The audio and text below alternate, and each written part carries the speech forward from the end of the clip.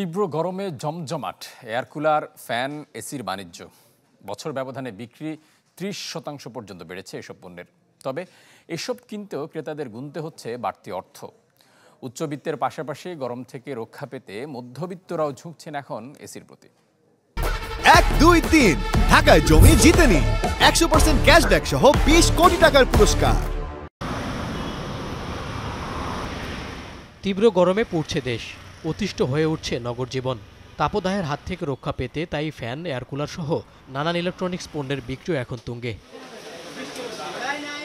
রাজধানীর দোকানগুলো ঘুরে দেখা যায় সিলিং ফ্যান, স্ট্যান্ড ও চার্জার ফ্যানের পাশাপাশি বিক্রি হচ্ছে এয়ার কুলার।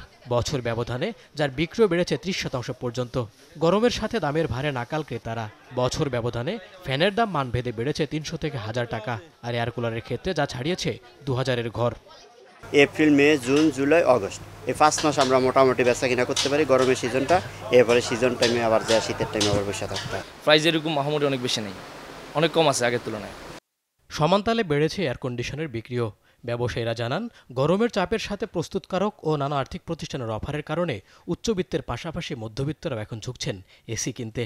এসি বিক্রির লক্ষ্যমাত্রার 50 থেকে 60% অর্জন হয় এই সময়টায়।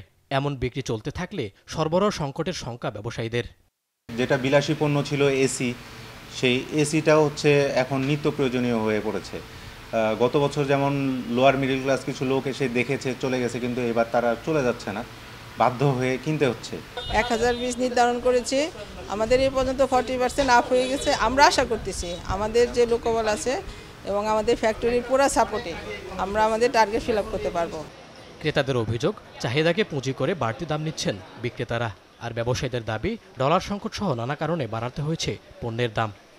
কিনতেছি অনেক বেতাল গরমে তো ঠিক থাকা যাচ্ছে না। ছোট একটা নিলাম, ছোট বাচ্চা আছে তো, মশুরের মধ্যে দিলে মোটামুটি যা চলা যায় আর কি। হ্যাঁ, বাড়তি তো একটা চাপ অবশ্যই, কারণ ফাইন্যান্সিয়াল দিক থেকে তো একটা চাপ আছে। খাত সংশ্লিষ্টদের হিসাবে চলতি বছরে এসি বিক্রির লক্ষ্যমাত্রা ধরা হয়েছে 6.5 লাখ ইউনিট, যার 2 ভাগই সরবরাহ করে দেশীয় প্রতিষ্ঠানগুলো। মইনুল হাসান, চ্যানেল 24, ঢাকা।